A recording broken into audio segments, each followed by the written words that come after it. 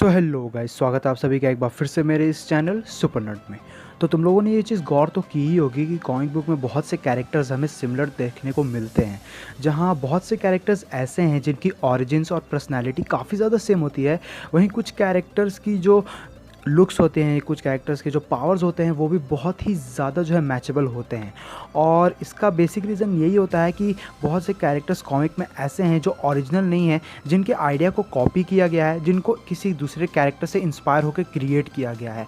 और कॉमिक्स के जो है अंदर कॉपी वर्ड बहुत ही ज़्यादा कॉमन है, क्योंकि कॉमिक बुक में जो है तुम लोग जानते ही हो कि बहुत ही सारे कैरेक्टर्स हैं और सभी कैरेक्टर्स को जो है ओरिजिनल आइडिया से बनाया नहीं जाता है। बहुत से कैरेक्टर्स ऐसे हैं जो एक्चुअली में रिप ऑफ हैं, जो एक्चुअली में कॉपीड है। और बेसिकली आज की इस वीडियो में मैं बात करने वाला हूँ कॉमिक बुक के 10 कॉपी कैट कैरेक्टर्स के बारे में।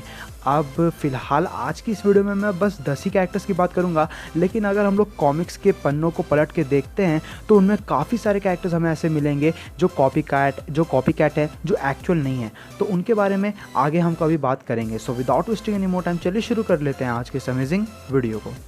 Number 10, red lion. अब अगर तुम इस कैरेक्टर को जानते नहीं भी हो, फिर भी इसके लुक को देख के तो तुम समझ ही गए होगे कि ये कैरेक्टर किससे कॉपीड है। अब रेड लायन जो है वो एक्चुअली में डीसी का एक कैरेक्टर है, जिसे डीसी ने मार्वल के ब्लैक पैंथर से कॉपी किया है। अगर बात करें रेड लायन की, तो वो कॉमिक्स में हमें सबसे पहली बार देखने को मिला था 2004 में, और वही ब्लैक पैंथर हमें कॉमिक्स के अंदर देखने को मिला 1966 में। तो यहाँ पर तुम लोग समझ ही सकते हो कि कितना ज़्यादा डिफरेंस है। अगर बात करें तो रेड लायन और ब्लैक पैंथर काफ़ी ज़्यादा सिमिलर हैं। दोनों ही अफ्रीकन ट्राइब से बिलोंग करते हैं, दोनों ही जो बहुत ही ज़्यादा स्ट्रॉन्ग है और दोनों ही काफ़ी अच्छे हैंड टू हैंड कॉम्बैटेंट भी हैं। लेकिन यहाँ हमें साफ साफ पता चलता है कि डीसी ने जो है मार्वल के आइडिया को चुराया है। Number 9, atomic skull. अब एटॉमिक स्कल को कॉमिक बुक रीडर्स काफ़ी अच्छे तरीके से जानते हैं। एटॉमिक स्कल जो है सुपरमैन के सबसे पॉपुलर विलन्स में से एक है और सबसे स्ट्रॉन्गेस्ट विलन्स में से एक है। और इसके लुक को भी देख के तुम लोग समझ ही गए होंगे कि ये कैरेक्टर किससे इंस्पायर्ड है। बेसिकली एटॉमिक स्कल को कॉपी किया गया था मार्वल के घोस्ट राइडर से। और अगर इन दोनों कैरेक्टर्स की पॉपुलैरिटी और ओरिजिन के ऊपर नज़र डालें तो दोनों में से जो है घोस्ट राइडर की ओरिजिन ज़्यादा टफ है और घोस्ट राइडर की जो पॉपुलैरिटी है वो ऑफकोर्स ज़्यादा है। दोनों ही कैरेक्टर्स काफ़ी ज़्यादा सिमिलर हैं। दोनों ही कैरेक्टर्स के पास जो है एक तरीके से कह सकते हो कि फायरेबल स्कल्स मौजूद हैं। दोनों ही बहुत ही ज़्यादा फिजिकली स्ट्रॉन्ग है और दोनों की पावर्स एंड एबिलिटीज़ जो है थोड़ी बहुत हेल्थ से बिलोंग करती है।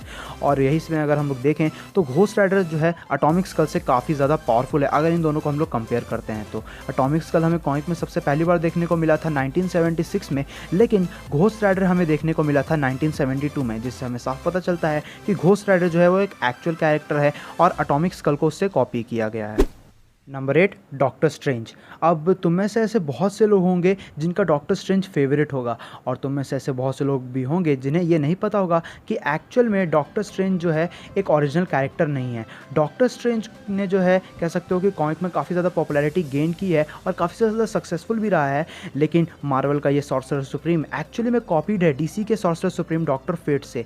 अगर बात करें तो डॉक्टर स्ट्रेंज हमें कॉमिक्स में सबसे पहली बार देखने को मिला था 1963 में, और वहीं डॉक्टर फेट जो है हमें कॉमिक्स में सबसे पहली बार देखने को मिला था 1940 में। दोनों ही कैरेक्टर्स काफ़ी ज़्यादा सिमिलर हैं। दोनों ही कैरेक्टर्स अपने अपने कॉमिक यूनिवर्स के सबसे पावरफुल मैजिशियंस में से एक है। दोनों ही अपने कॉमिक यूनिवर्स के सॉर्सरर सुप्रीम है और दोनों की पावर्स एंड एबिलिटीज़ जो है बहुत ही ज़्यादा हाई लेवल पे लाई करती है।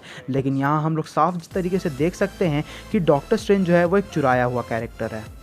Number 7, Hawkeye. अब हॉकाई को जो है तुम लोगों ने एमसीयू की मूवीज़ के अंदर देखा होगा, मार्वल के एनिमेटेड सीरीज़ के अंदर देखा होगा और ऑफ कोर्स कॉमिक के अंदर तो देखा ही होगा।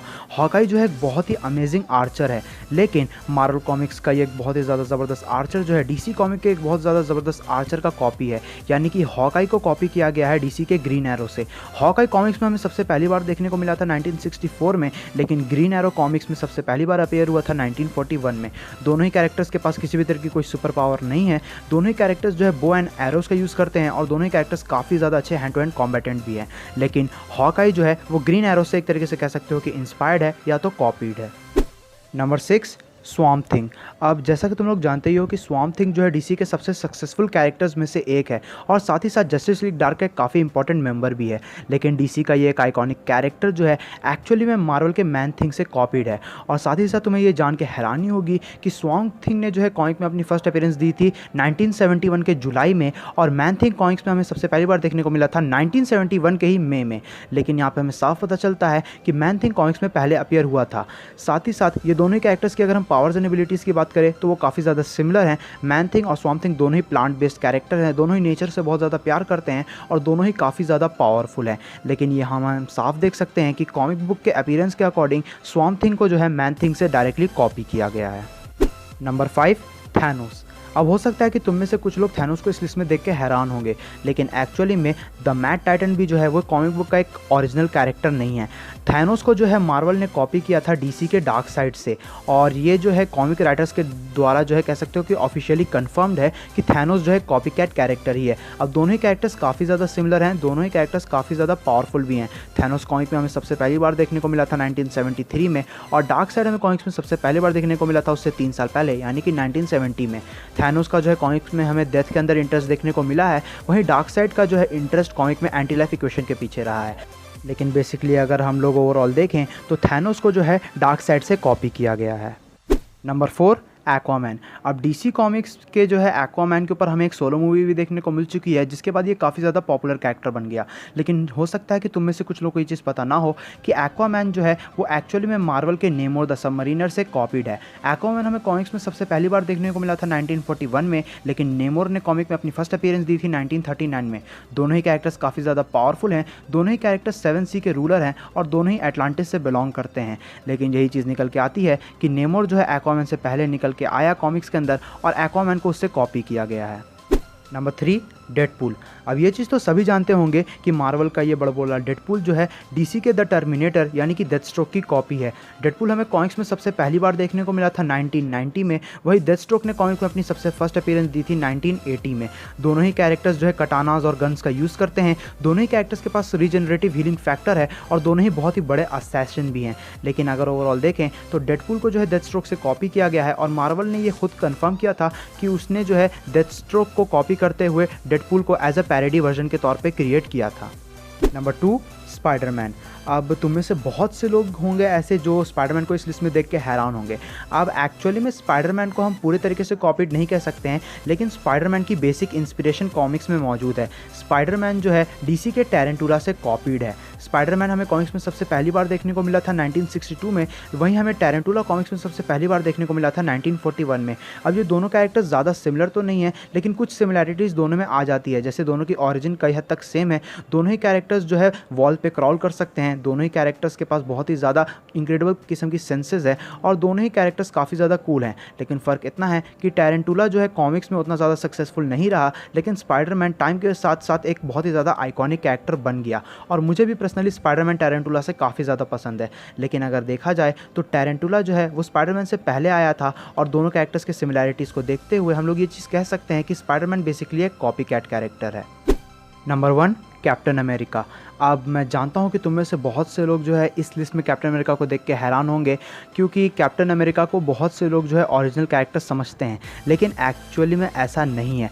कैप्टन अमेरिका भी जो है वो एक कॉपी कैट कैरेक्टर है, और कैप्टन अमेरिका को मार्वल ने कॉपी किया है डीसी के द शील्ड से। अब ये दोनों ही कैरेक्टर्स बहुत ही ज़्यादा सिमिलर हैं, और दोनों ही कैरेक्टर जो है अमेरिका को रिप्रेजेंट करते हैं। कैप्टन अमेरिका हमें कॉमिक्स में सबसे पहली बार देखने को मिला था 1941 में, और शील्ड हमें कॉमिक्स में देखने को मिला था उससे 1 साल पहले यानी कि 1940 में।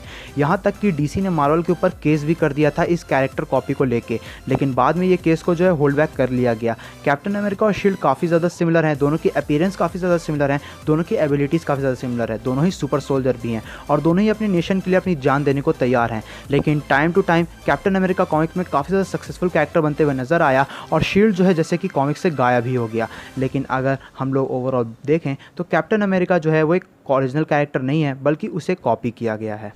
सो गाइज़, ये थी वीडियो उन 10 कैरेक्टर्स को लेके जो एक्चुअली में कॉपी कैट हैं, और शायद तुम लोग में से कुछ लोगों को इस चीज़ के बारे में पता ना हो। अब मैं जानता हूँ कि और भी ऐसे काफ़ी सारे कैरेक्टर्स हैं जिन्हें मैंने इस लिस्ट में इंक्लूड नहीं किया, लेकिन अगर हो सकेगा तो मैं इस वीडियोज़ का पार्ट 2 और पार्ट 3 भी लेके आऊँगा। और एक चीज़ मैं क्लियर कर दूँ कि इस वीडियो के ज़रिए मैं किसी कंपनी को हेट नहीं दिखा रहा था, बल्कि ये बेसिकली एक इन्फॉर्मेशन पर्पज़ के ऊपर वीडियो थी कि अगर तुम में से किसी को ये चीज़ पता नहीं है कि कोई कैरेक्टर ओरिजिनल है कि नहीं, तो वो तुम्हें पता चल जाए। बाकी वीडियो पसंद आई हो तो वीडियो को लाइक करना, शेयर करना, चैनल पर नए हो चैनल को सब्सक्राइब कर लेना। मेरे इंस्टाग्राम और ट्विटर हैंडल्स नीचे डिस्क्रिप्शन में गिवन है। मैं मिलता हूँ तुमसे अगली वीडियो में। Till then bye, stay tuned, stay awesome.